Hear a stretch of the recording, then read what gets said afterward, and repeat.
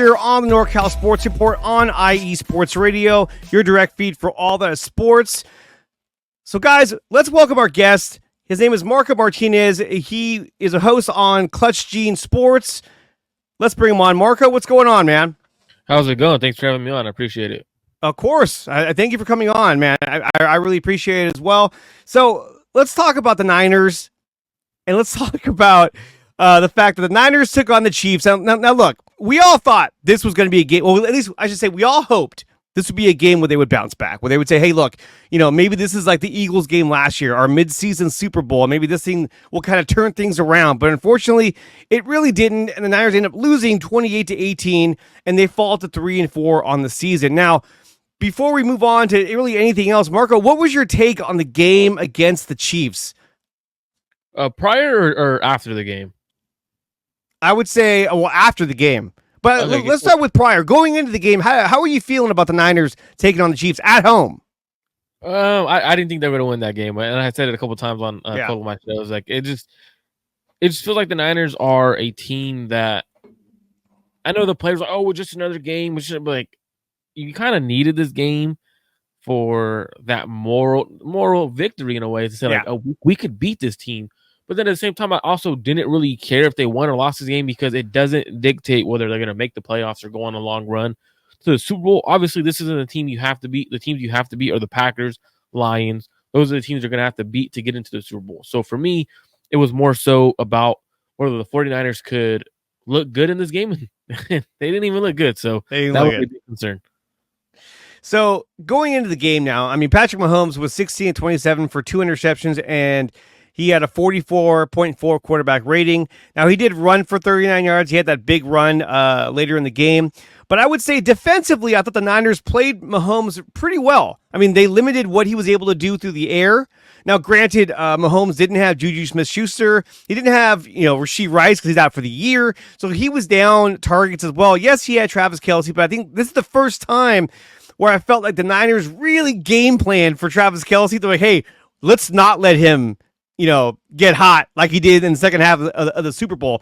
Because my fear was this, is that we saw how we played against Oren Burks, how we took advantage of the fact that Greenlaw was out of the game in the Super Bowl. And in the second half, Travis Kelce went off, against that matchup against Oren Burks. My fear was that, hey, look, if he's going up against Devondre Campbell, I mean, this guy looks like Devondre Campbell looks like a bull in a china shop. Just like he's just slow, he's heavy. I couldn't see how he's going to keep up with Travis Kelce, but the Niners actually did a good job against Kelce as well. Receiving wise, Kelce, where was he? He had 4 catches for 17 yards and no touchdowns. I mean, he had 4 catches on 5 targets for 17 yards. So they really did a good job at containing him, containing Mahomes. The problem was Brock Purdy. And I love Brock Purdy. Don't get me wrong. I'm a huge Brock Purdy fan. But Brock Purdy going 17-31 for 212 yards, 3 touchdowns, a 36.7 quarterback rating. He did have 8 rushes for 27 yards. He had 2 touchdowns, but they were just kind of gimme quarterback sneaks. Marco, what was going on with Brock Purdy? Why did he have such a horrible game against the Chiefs?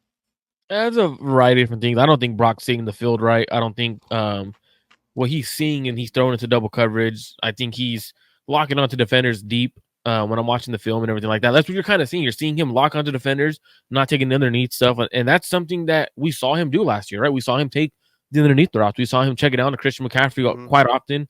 This year, he's not doing it to Jordan Mason. I don't know why that's the case. It could be that the media has called him a dink and dunk quarterback, or the media said that he doesn't throw deep, he's afraid to throw deep and stuff like that. And he's trying to prove the media wrong.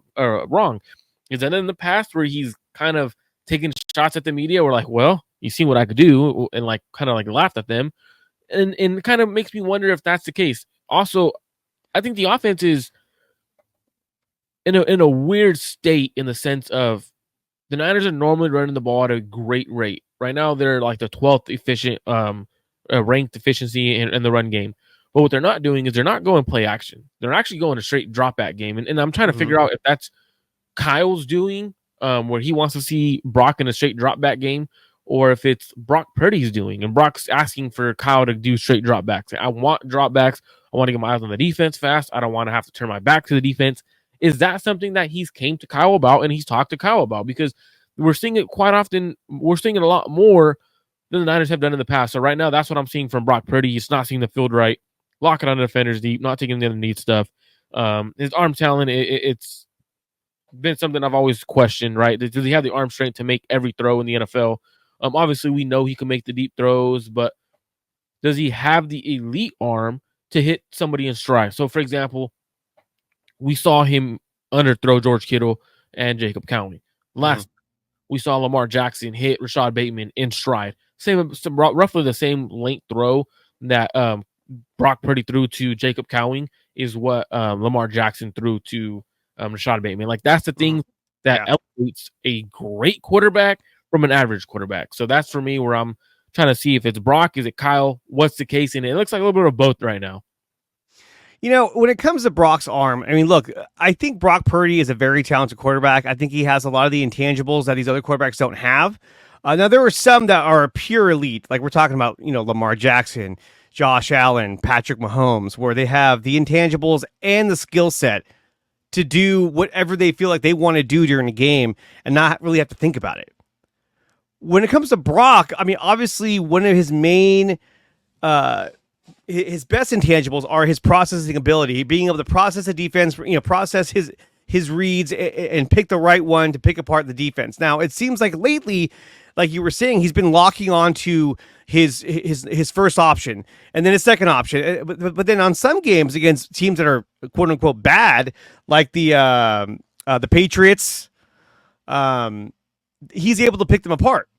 And of course, against the Seahawks, because I mean, he dominates the Seahawks, so I think he has no fear against them. But it seemed like when it comes to Brock Purdy, he doesn't have the big arm. Like you were saying, the pass he threw to Jacob Cowing, the pass he threw to George Kittle, if those are in stride, those are touchdowns. And this game is an entirely different game.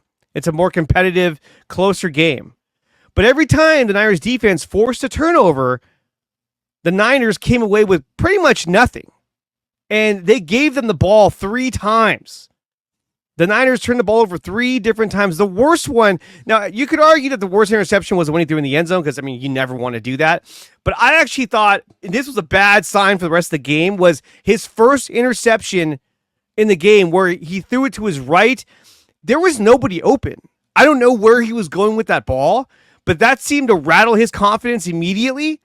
And I remember watching that play and thinking, whoa, what are you doing? Like, this is unlike Brock Purdy. He doesn't throw just errant passes where someone's not open at all.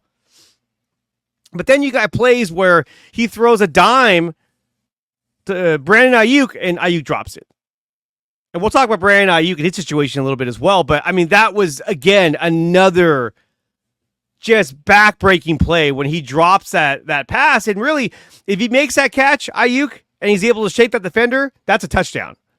If not, it puts him closer, not in the red zone. So that was a huge play that he dropped. And that's something that has become an issue with Brandon Ayuk. But now we don't have to worry about that because now he's out for the whole year, which is terrible news for the Niners.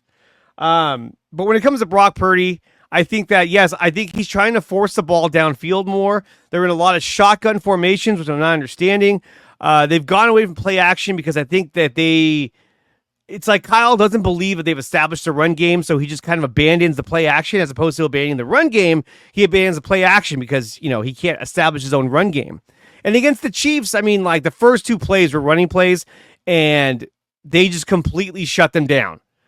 Now, Mason did have some runs that were good. I mean, overall for the game, Mason was 14 rushes for 58 yards, his longest was a 26-yarder.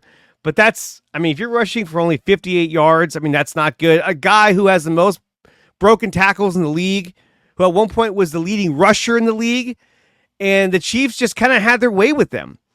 So let me ask you this. Do you think this is a case where, again, a defensive mind like Steve Spagnuolo just is too much for Kyle Shanahan to kind of overcome, especially even Brock Purdy? Because we know that Spagnuolo and Flores have a similar defensive style where they come at you with a lot of free rushers from different angles.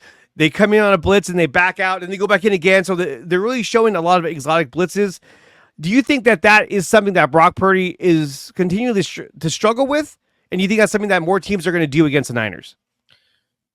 Well, what I see is a lot of defenses are dropping to zones. They're dropping to spots in the zones. They're dropping to, rather than covering guys, they're dropping to spots. And that tells me the defense aren't afraid of Brock. They're going to make tight windows. They're going to make you have to make these tight windows. And I said before, and a lot of people are like, oh, arm strength doesn't matter in the NFL when you have a quarterback you don't need the strongest arm.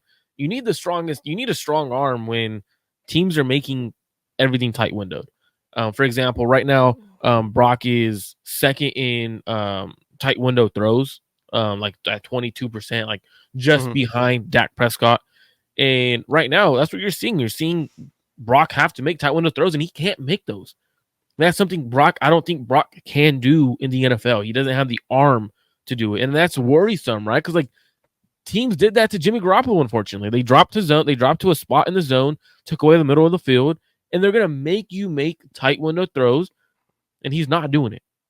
So I think that's something that isn't talked about enough when it comes to Brock Purdy. I think Kyle Shanahan's offense, like I do think you mentioned the run game. They're 12th in efficiency in the run game.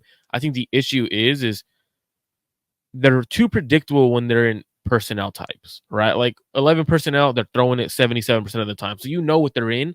When they're in 12 personnel, 21 personnel, or 22 personnel, they're running it like at a 65, 70% rate. So you know what they're doing. Like you saw on you're watching the film, you could see the Kansas City Chiefs linebackers start banging their heads, looking at all the corners and safeties, telling them it's a run. And the majority of the time, it was a run. It's just the offense is out of sort right now. And I don't know if it's Kyle's doing. I don't know if it's Brock's doing in terms of the shotgun snaps. But definitely something I'm looking into right now. Another thing that was troubling too for me was that Kareem Hunt. You let fucking Kareem Hunt rush for 78 yards and 2 touchdowns. This guy, he was breaking tackles left and right. A guy who was on the fucking couch a couple of weeks ago. And this guy looked like he was an all-pro. The Niners rushing defense needs to be better up front. I thought Jordan Elliott would improve on that. And I do think that their pass rush and their overall defensive line has been better ever since Javon Hargrave left, which is kind of weird to say. But with the amount of injuries that the Niners are facing, do you think that this is a team that can rebound off a loss like this to the Chiefs? Yeah, this is absolutely. This isn't a back-breaking loss, right? It's not one of those losses where it's like it completely exposed everything of the 49ers. Man, since the offseason, I said the Niners aren't going to have a good run defense. You look at who they brought in, right? They bring in Javon Hargrave from the Eagles last year. Not a good run defender. I don't know what the thought process of that was. Probably to get more pass rushing ability, which is smart, I guess, if you're trying to be the best pass rushing unit in the NFL. You bring in Malik Collins. Not a great run defender. They're going to run at you. Now you have no Hargrave, Malik Collins, Kevin Givens isn't a good run defender. So I was never expecting this Niners defense to be a top run defense because of who they had personnel wise. Khalil Davis playing good football, but he can't stop the run on his own. You got to have guys who can stop the run. And for me, right now, the issue is personnel decision. Well, I don't know if we want to blame Kyle Shanahan, or John Lynch for that, but the personnel on the defensive line is not good. You got to have guys to stop the run. If you want to get after the quarterback, you got to stop the run first. And right now, they're not doing it. And that's why Kareem Hunt would look good. Also, Kareem Hunt's looked good in the past couple of games. So I expect him to keep going. And that Chiefs running game, once Pacheco's back, is going to be hard to stop because now they have that play action ability. And that's where the Kansas City Chiefs could beat teams. Patel has a question here. Well, he has a statement, really. It says, Kyle is the problem. Brock had a bad game.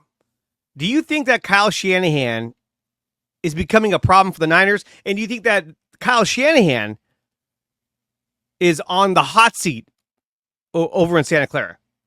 I don't think Kyle's the problem. I think Brock's the problem.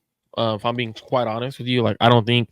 Oh, here we go. When you're, and this is not trying to like be extremely critical of Brock, but we've seen a full season of him. Mm-hmm. This is year 3. We got to stop coddling him. Like at some point, we got to look at, are you worth $65 million? Are you an elite quarterback? Are you a franchise quarterback? At some point, we got to have the conversations. And people are afraid to have the conversations. Let's have the conversation and watch the film on what he's doing. He's throwing into double coverage. He has average arm strength. defenses are playing him defenses are playing him how they play Jimmy Garoppolo. That should be eye-opening for people. Like, to me, when you're looking at this, it's a Brock Purdy problem, because last year you saw defenses do the same thing, and he was taking the underneath stuff. He was taking what the defense gave him. This year he's not. So we could say, hey, Brock, this is a Kyle Shanahan fault. You're okay. But at the end of the day, the Niners aren't putting enough points on the board. The red zone efficiency isn't great. Oh, it's horrible. So when you're looking at this, Brock is 9 for 7 touchdowns, and if you include turnovers, he's 9 for 9 touchdowns to interceptions. It's not good. It's not. At the end of the day, when you go back to when people were criticizing Kyle for having Brock in shotgun quite often. I've been watching Brock's college film for the last week. He's in shotgun a lot. I think Brock likes to be in shotgun. I think he wants to be in shotgun when he's throwing. Is Kyle trying to coach around what his quarterback likes? And if that's the case, we cannot blame Kyle for doing so, because remember when he had Jimmy Garoppolo, Jimmy told him, hey, I don't like I want the quick game. I don't like your offense. I want quick game, right? He kept with his offense. Now this is the case where he's trying to do something that his quarterback likes. It's kind of hard to critique it when this is what your quarterback is possibly asking for. Because in college, he threw a lot from shotgun. Mm-hmm. But Kyle, maybe you got to go back to your regular offense and stick to your style of offense and make the quarterback fit your offense. And I agree with that as well, because it always seems like when it comes to Kyle Shanahan and his offense, it's like, no, you have to fit my scheme. So I have a way of doing my offense. You have to fit that scheme, or otherwise it's not going to work out. And I think that Brock did that really well for the past 2 seasons, or I should say season and a half. I think that Brock has done well adapting to Kyle Shanahan's offense. But it seems like this year, I do agree that it does feel like Kyle is making adjustments to kind of fit the offense around what he thinks Brock is better at. And I think that that's kind of having a negative effect. I mean, how many times have we seen him come out and just straight shotgun? Against the Vikings, and this really pissed me off. Against the Vikings, it's 4th and goal, and you're on like the 2-yard line. Instead of just hanging the ball to Mason and have Juszczyk lead block, just I formation goal line, just bash that ball in. He comes out in shotgun, and I'm like, okay, now you're telling the defense that you're in shotgun, so you're going to throw the ball because it was an empty backfield. So Van Ginkel, who's already coming in on a blitz or already coming in on the right side, is like, well, he's in shotgun. I'm going to put my hands up. So what does he do? He comes in on the left side, puts his hands up, bats the ball down, and then turnover on downs. It's kind of like you're coming out in shotgun on the goal line. You're telling the defense, I'm going to throw the ball. I mean, like, you can't just script your offense that way. You can't let the defense know, hey, this is what we're doing. Get ready. There has to be a little more deception kind of built into it. And I felt like last year we saw more of that. We saw more of, instead of handing the ball off to to CMC, he would hand it to, Debo on an end around, he'd score a touchdown. Or they handed it to Juszczyk, or of course they would hand it to CMC. But you saw a lot of variation in what they would try and do, a lot of trickery. There was one play, for instance, where Brock had the ball. He faked a shovel or he gave it to Debo, then faked a shovel pass to CMC, and Debo scored against the Eagles. I mean, things like that we're not seeing that innovative style of offense that we saw last year from Kyle Shanahan. And I'm trying to figure out why. So let me ask you this. So you said the problem that you felt the problem right now is Brock. Let's play GM. If you're the GM of the Niners, going into this offseason, depending on what happens, I mean, we don't know if they're going to win the Super Bowl. We don't know what's going to happen, right? Do you give him his fat contract? Because there's something you said that I really liked what you said earlier today. And no one's talking about this. And you said it, and I was like, holy shit. Why aren't we talking about this? Would you re-sign him to a fat contract? Or would you franchise him? I wouldn't sign him. I would not extend him right now. What is he doing off of one good year? Look what happened when the Niners did that with Jimmy Garoppolo. Look what happens when teams do that off of one good year. That one good year, teams catch up to you. You end up digressing. Now, one thing I disagree with you in the sense of shotgun at the goal line, right? Why is it when other quarterbacks do it, it's okay because they're elite quarterbacks. But then when a lot of the 49er fan base is criticizing Kyle for doing it, but yet they're calling Brock Purdy an elite quarterback, comparing him to Patrick Mahomes and to the Lamar Jacksons, the Josh Allens of the world. But then when Kyle puts him in 4th and 2, puts the ball in his best player's hands, his elite quarterback, as some 49ers fans would say, it's an issue. It's not an issue, because what you're doing is you're giving your quarterback the ability to see what he wants, and I guarantee you he has the ability to go, timeout. I don't like what I see. We're at 4th and 2. I don't like what I see. So at the end of the day, Kyle gives him the ability to call a timeout. So when we're looking at this, I would not extend Brock right now. I don't think Brock's playing good football. Right now, you're 9 touchdowns, 7 interceptions, and they're not. And the thing is they're not interceptions that are tipped by the receiver or batted at the line of scrimmage, popped in the air. He's throwing into double coverage. He's throwing into stuff that he does not know what's going, like what he's seeing. For example, he should have had 3 interceptions. He's lucky he threw the ball into the back of Dominic Puny, or 4 interceptions. Lucky he threw into the back of Dominic Puny's head. He was throwing a whip route to Juice. It would have been picked off. It would have been picked off. So it's like he's not seeing the field right, and right now you cannot extend a quarterback like that right now. He has weapons, and I know people are like, well, losing BA hurts his weapons. Let's look across the NFL. George Kittle's an all-pro. Some quarterbacks don't even have all-pros on their roster. Yeah. Jawan Jennings. I remember like 2-3 weeks ago when they played the Rams, 49er fans are saying he's one of the best receivers in the league. They're saying he's potentially an all-pro receiver. You know what's changing? You have Debo, an all-pro receiver. You have Jordan Mason, a running back who is top 5 in rushing yards, efficiency. He's running the ball really well. So you just drafted a rookie first rounder. There should be no excuse on he doesn't have weapons. I don't want to hear that excuse for Brock Purdy the remainder of the season, because he has weapons. He has weapons. It's for me, and I know I'm sounding like extremely critical of him. I think Brock is a really, really good quarterback. But now when you have to have the conversation of should you pay him $65 million? Tom Brady said it very often. And this is something I'm taking with, I take Tom Brady's word, because I believe he, like he said, offensive line is the most important thing for quarterbacks. But he also he mentioned Brock Purdy as not seeing the field right and average arm strength multiple times. He kept pounding average. No, and one of the things that makes me wonder is that, you know, you see it a lot in Major League Baseball where you have a pitcher come out and he'll have just a dominant year, and you're like, wow, this guy's really good. But then what happens? The league adapts to them, right? So then they start noticing his tendencies. Even if you're a batter or you're a hitter and you're really good, they notice your tendencies. So then they start pitching where you can't hit the ball, where you have a hard time. I sort of get that feeling when it comes to Kyle Shanahan's offense, is that it feels like he's running the same kind of plays he was running last year, but the difference is that the defenses are aware of it. You saw that play where it was a play action and then a quick crossing route to Brandon Ayuk. It got batted down by a linebacker. The linebacker moved out to cover that spot because he knew he was going to throw there.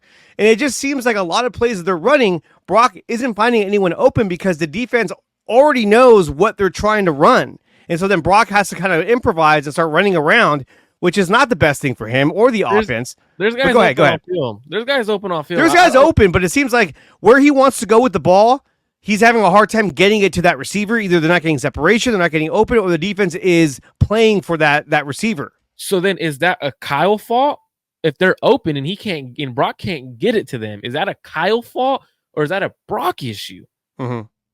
Right? Because it obviously takes the guys are open. NFL terms, a yard is open, right? Us Niner fans have gotten so used to Niner receivers being wide open, right? Like 4 or 5 yards separation because of Kyle. If you're not getting that, but there's still 1 or 2 yards open, the quarterback has to get the ball to that guy. He's open. So that's what I'm looking at. It's like he's open. They're open. You just got to have the arm talent to make that kind of throw. That's just how I see it.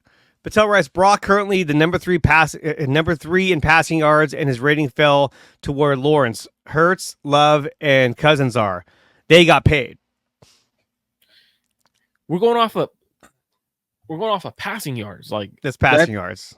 Deshaun Watson had great passing yards one year. We saw what happened to him. Poor guy. Like, passing yards doesn't necessarily mean the quarterback is dicing somebody up. Like that, it really doesn't. Because what happens is, let's say you're down 20 points. For example, Baker Mayfield last night, how many yards passing did he have? Like 340? Did he play great? No. They were down. He had 2 interceptions. They were down. He had 370 yards passing. He had 2 interceptions in the first half. They were down so bad. He had to throw the ball. And guess what his rating was? 97.5. So we're going to go off of these stats. Did he play good? No. His numbers look great. 3 touchdowns, 97.5 passer rating. But that doesn't necessarily mean the quarterback is having a great game. Patel writes, Clutch arguing in subjective instead of objective. Look, I think the thing is this, is that like, if you are a person of numbers, right? Which I tend to be. You can read numbers and it'll tell you a whole different story of how the game really was. This game in particular, I mean, the final score, 28-18, a 10-point game. It wasn't even really a 10-point game. It was worse than that. But at the end of the day, that's how it looks. The Brock's numbers in this game don't lie. I mean, a 36 passer rating, that's the lowest passer rating he's ever had. I think that when it comes to like the Brock Purdy world, I feel like this is more of his second year. And I think that defenses are adjusting to him. And he has to find a way to adjust back to what defenses are doing to him. And I think that's where he's having a hard time. Like you said, there are plays. I'm not going to claim to be a master at watching film. I mean, I think you probably do a better job than I do, but I've seen plays where receivers are open. Now, the question is, was the ball supposed to go to those receivers when they were open, or were they supposed to go somewhere else? And I think that a lot of times when his first read isn't there are times where he can progress through his reads depending on what line or what defense he's playing against. But against the elite defenses, he seems rushed, he seems indecisive, and he has a hard time getting the ball to an open receiver. Marco, let me ask you, when we look at the elite defenses, or at least elite defensive coordinators, Spags, Flores, Schwartz, it's not good. Against Spags, Kyle's 0-5, 0-3 against Flores, 1-8 versus Schwartz, and Brock has been a part of that as well. Do you think that the more complex, more difficult defenses are what he cannot overcome? Defenses that blitz a lot, what it does is you can't run into the blitz, right? Right. Well, if you're blitzing, it doesn't make sense for any coach to run into a blitz. What do they got to do? They got to throw the ball more. Mm-hmm. You can't get into your run game. So now your offense is out of whack. Yeah. That's the issue, right? Like it's how do you continue to run the ball when defenses are blitzing at you? And I think that's one of those ones where Kyle has to figure it out, man. You have to figure it out. If you can't coach against guys who are blitzing often, there's issues, because there's other teams that are getting blitzed often and their offenses don't look this bad. Well, and that's the thing too, is that we talk about Andy Reid and how he's able to scheme receivers open, scheme players open to get them the ball, and I think that's where Kyle somehow doesn't really have that ability. He's more of a system guy where he's like, okay, this play should work because if they run their routes right, this guy should be open, as opposed to saying, I'm going to run these plays because I want to get this guy open. It just seems like he's kind of a system, and he's not finding, certain receivers at certain times, at least in my opinion. We both just got done saying earlier that last year we saw dudes wide open, right? Mm-hmm. He could do it. He could scheme dudes open. It's right now, it's not happening for whatever reason. We know he could do it. Just right now, it's not happening. Chris Hepner writes, Sunday night versus the Cowboys is do or die for the Niners. So let's talk about the upcoming matchup against the Cowboys. How important is this game for the Niners to win going into their bye week? Extremely. You lose, your season's over. It's over. You're not coming back 3-5 with this roster that's older. You start putting self-doubt. Do we have it? What it takes? Super Bowl hangover is real when you go 3-5.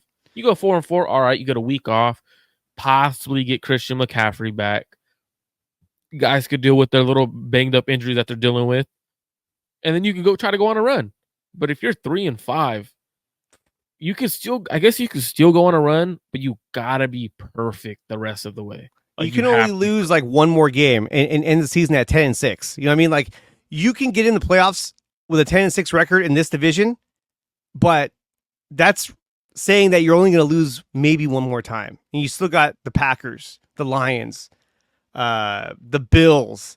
You still have a lot of, and then not to mention the rest of the NFC West you've already lost to, except for the Seahawks. You still got all of them as well. So the challenge is definitely there. Let's go into real quick when it comes to the Cowboy game. Give me your score prediction for the Niners game, or for the Niners Cowboys game. What do you think the score is going to be at the end of the game? It's way too early, but we're going to ask anyway. I typically don't like to predict scores, but I'm gonna say 28-20 Niners win. I think, again, watching the Chiefs game and seeing how badly the Niners played, I started thinking about it, and I was just like, this is what Cowboys fans feel like when they play the Niners. You know, they just can't do anything right. You're like, oh man, this is a terrible feeling. It's also how like the way Packers fans feel. Although Packers games usually are closer, and then we end up winning anyway. Like my buddy's a huge Packer fan. He hates the Niners. He's like, I fucking hate the Niners because they always knock him out. Yeah, definitely. Steve Reds have Seattle winning 4 more games, not without DK Metcalf. He's not out. He's not be out that long. That was a nasty leg injury too. When he landed and his leg bent the other way, I was just like, ugh. It was a rough week for receivers. A whole bunch of them went down. Look at Godwin last night. That was awful. His foot is like rough. Sideways. I was like, oh. Even the defender was like, oh shit. Like, sorry, bro. I didn't mean to do that. Yeah, that was pretty scary. But for me, at least, I think the Niners do win against the Cowboys. I think they win 31-17. I think, again, they're going to have a game against the Cowboys where they're going to make all of us feel like, oh, we're back. We did it. We're back. Niners are back. And then they're going to go into the bye. My dream is that they go into the bye. Coming out of the bye, you get Christian McCaffrey back, which is going to change the entire offense. When you watch highlights of the Niners last year with McCaffrey, their offense looks so different. You're like, wow, he makes a huge difference. And I think that this year, exactly. And I think that like this year definitely shows you the effect that not only Christian McCaffrey had on the team, but having both Fred Warner and Dre Greenlaw on the defense. That made a huge impact against the run game, against the passing game. It goes to show you how much they leaned on those players. And now they don't have them. Now when you have Devondre Campbell out there, you can easily see the difference between him and Dre Greenlaw. It's like night and day. Well, you can see the difference between Devondre Campbell and D. Winters. Yeah. D. Winters is flying around the field. Although, dude, I don't get it. Mahomes makes that run, and you're like, dude, they're all like, oh, he's going to go out of bounds. And he just keeps on running, and they're like, oh, shit. Like, if I'm D. Winters, I'm just like, I don't give a fuck. I'm just going to blow him up. You got it. You know what I mean?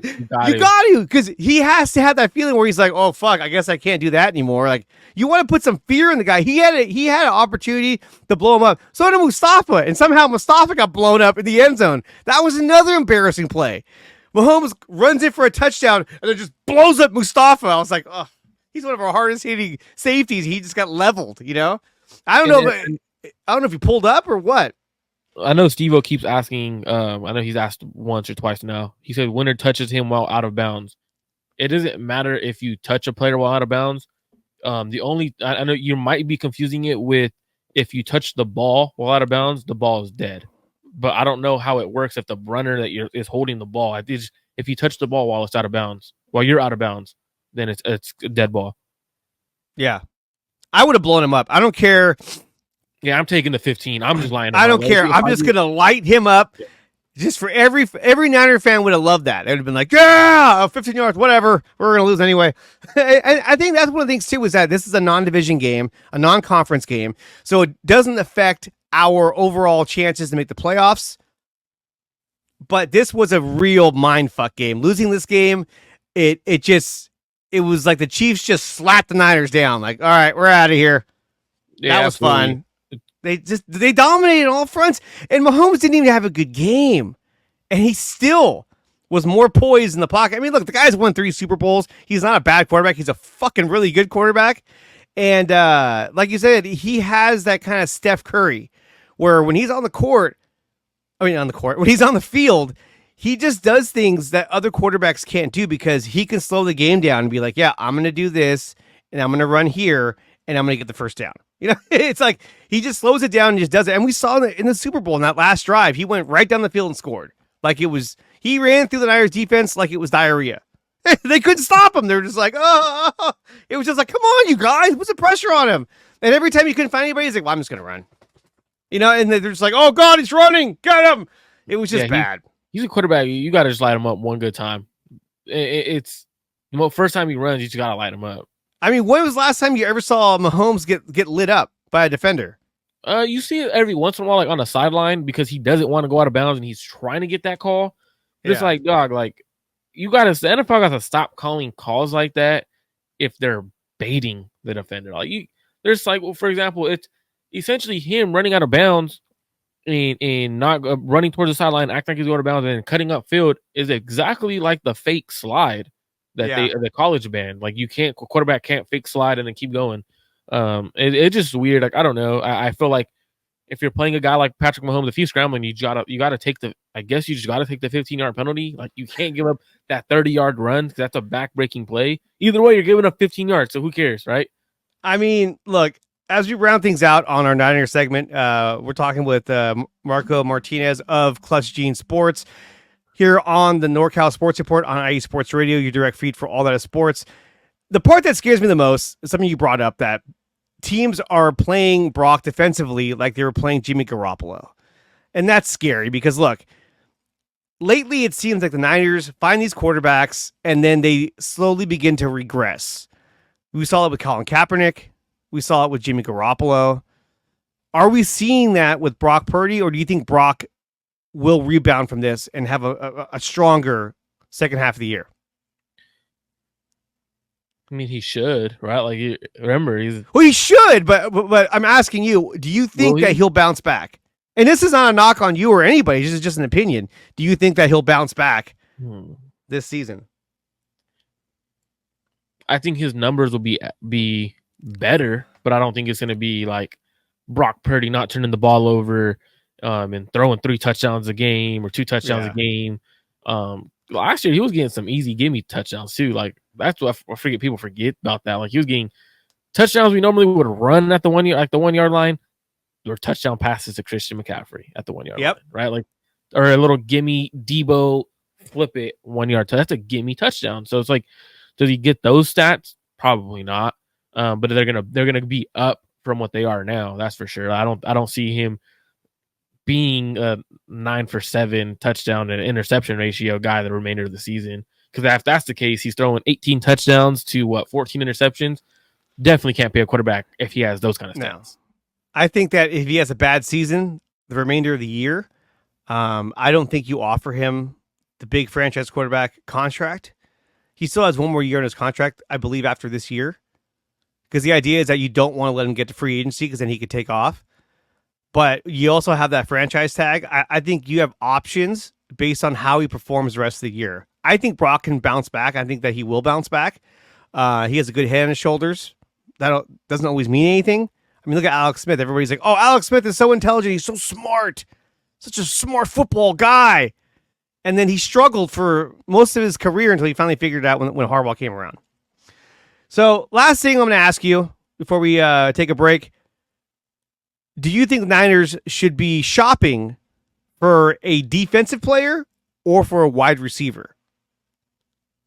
Defense. I don't. They got, like I said earlier, like if you look across the NFL, they have enough weapons on offense for the quarterback. Like, usually you say a quarterback should go get, or you should go get a weapon for your quarterback when you're receiving core or you don't have a good tight end and stuff like that. Then you should go do it. Defensive line is just bad. They can't stop the run. They're not getting after the quarterback like they wanted Leonard Floyd to. You got to make a decision at the defensive line at some point, but it has to be a guy who, if you're trading a pick for, I don't get the stance of trade a pick for a half a season rental. When the Niners do stuff like that, it's like, why would you trade a pick for a half a year rental? It doesn't make any sense. Go get a guy. If you're going to trade a third rounder, go get a guy who's at least here for 2 years. or for I this, mean, this year and next. But if you want an elite pass rusher, now I'd say that in last year they got Chase Young. We're like, woo! And then he ended up being Chase Young, or like Jog Run, or Jog Young. He's like, oh. But a couple guys' names that stick out to me that I would love for them to make an attempt to get. One is Max Crosby. I don't think it would happen, but if we got Max Crosby, that would be phenomenal. The other guy that there's been rumors that teams are inquiring about his services, about trying to make a trade for him, is Myles Garrett. Now, that's a guy I would give up number ones for. Imagine Myles Garrett and Nick Bosa on each end. That's a huge difference maker right there. I would love to get Myles Garrett. I might have saw that he's having surgery on something. I could have sworn I was on X earlier, the Twitter, whatever you want to call it, and someone had posted that he's having surgery. I could be completely wrong. And it could be I haven't heard that. It could be one of those stupid freaking fake accounts where I was scrolling through and I saw that really fast. Man, if they could get one of those two guys, that's crazy. That would be an insane trade where I would be all for it because those two guys are game changers. But a guy that should be thrown in there is Jadeveon Clowney. Jadeveon Clowney would help. Absolutely. You get after the quarterback a little bit. I mean, honestly, the main thing is stopping the run. Like, if you can't stop the run in the playoffs, how are you going to slow down David Montgomery, Jahmyr Gibbs, Josh Jacobs? Who else do they have to see in the NFC that's a good running back? Like, how do you stop these teams when they run the ball at you? If you can't, don't even plan on getting past the championship round. Well, I mean, that's the question, is that do you go after a premier pass rusher or do you go after a guy who's a premier run stopper? Because that's where you're the weakest. You can't stop the run as well as you want to. And I think there have been games where they've done a good job at that. But on Sunday, they didn't do a very good job. They did early on, and then they just started pounding the rock with Kareem Hunt, and they just fell apart. They turned into butter in the fourth quarter. But we'll see what they do as we move closer to the trade deadline. Marco, thanks for coming on, dude. What do you got cooking for the rest of the week? And where can they find you and all your content? So you guys can find me at Clutch Gene Sports on YouTube, on X, Marco_Mart 1205. Should be going live with my guy Rohan Chakravarti this week. Possibly be live again with Ashley Ariana on my channel. But that's where you guys can catch me. I try to do 2 shows a week roughly. If I have time, try to do more. My biggest thing right now is I do a lot of other stuff that I shouldn't be doing, like work-wise, take on extra work. Every time I get asked, I can't say no. I don't know how to say no. So this is extra work. I'm sorry. No, not extra work. Like, this is for me. It's like, all right. Like, I actually told my boss, like, hey, I'm about to be doing a quick live segment. So she's like, okay, perfect. I'm like, cool. Like, I got to get away from work. So yeah, my job's so cool, man. I was gonna say, if I had a boss, I could be like, hey, I'm gonna go do a live stream right now. Like, okay, cool. Yeah. I was like, dude, cool. Sign me up. Yeah, it's fun, man. I enjoy it. So I appreciate you for having me on, my man. Of course, Marco Martinez of Clutch Gene Sports. Thanks for coming on and talking to us about the Niners. When we come back, we're going to talk about the Golden State Warriors, Stanford football, San Jose State Spartans, and a whole lot more. Cover Stanford for a year. That was so bad. And the ACC is not getting any better either. I tried to spin it like, hey, they're making a difference. And then it was like, okay, maybe not. You're watching the NorCal Sports Report on IE Sports Radio.